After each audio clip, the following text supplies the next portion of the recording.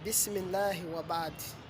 Atwebaza Allah subhanahu wa ta'ala, tumusaba Allah asokusaasira ebyengera n'emirembe ku Nabbi waffe Muhammadin sallallahu alayhi wa sallam. Abooluganda abalungi, tugenda kwejjukanya ku tteeka lya Allah subhanahu wa ta'ala eyagamba mu Qur'ani ng'atukubiriza okubeera nga tufiirako. Yagamba mu Qur'ani nti ya ayyuha alladhina amanu ittaqullaha haqqa tukatihi wala tamutuna illa wa antum muslimun. Allah tugamba mu Qur'ani mu tteeka eryo, njagala buli omu abeere nga alitegeera bulungi. Twongereko ekigambo kya Imaamu waffe Ahmada rahimahullah kyeyayongerako olwo ku tteeka lya Allah azza wa jalla. Yagamba Allah subhanahu wa ta'ala, a'udhu billahi minash shaitani rajim, yagamba nti ya ayyuha alladhina amanu, yatukoowola ffenna nti abange mmwe abakkiriza. Yagamba nti abange mmwe abakkiriza, ya ayyuha alladhina amanu, n'atugamba nti ittaqullaha haqqa tukatihi, n'atulagira ekyo kiragiro, n'atugamba nti abange mmwe abakkiriza mutye nnyo Allah subhanahu wa ta'ala mu butuufu bw'okumutya. N'agamba nti wala tamutunna illa wa antum muslimun, temugezaako okutuusibwako okufa okuggyako nga muli basiraamu abannamaddala, okuggyako nga muli abantu abajeemulukukidde amateeka ga Allah. Obusiraamu kitegeeza ojeemulukira Allah subhanahu wa ta'ala, nobeera ng'oli mujeemulukufu, nobeera ng'omugondedde noteeka mu nkola ebiragiro bye n'amateeka ge.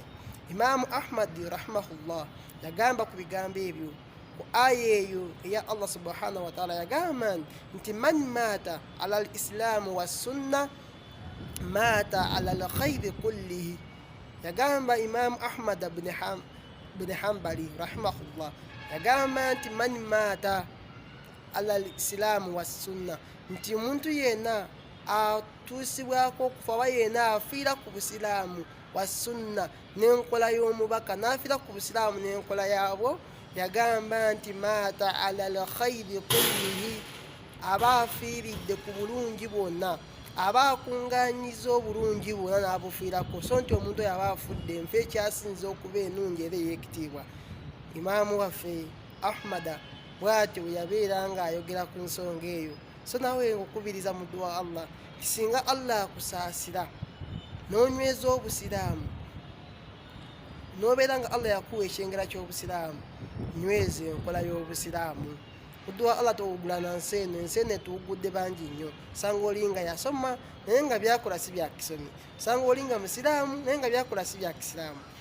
Omumanyi ono yagamba nti man maata ala al islaamu wa sunna maata ala al khayri kullihi, yagamba nti yena afiira ku busiraamu n'enkola yaabwo, n'enkola y'omubaka sallallahu alayhi wa sallama, yagamba nti maata ala al khayri kullihi, aba afiiridde ku bulungi bwonna, aba akungaanyiza obulungi bwonna n'abufiirako. So nti omuntu oyo aba yeesiimye mu nsi muno ne ku akhira abeera yeesiimye.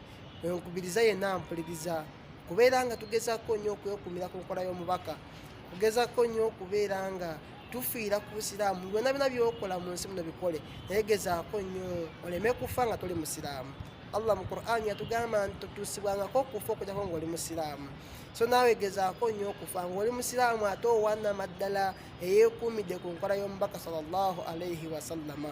Wabarakallahu fiikum wa jazakumullahu khairan fi dunya wal akhirah. Assalamu alaikum wa rahmatullahi wa barakatuhu.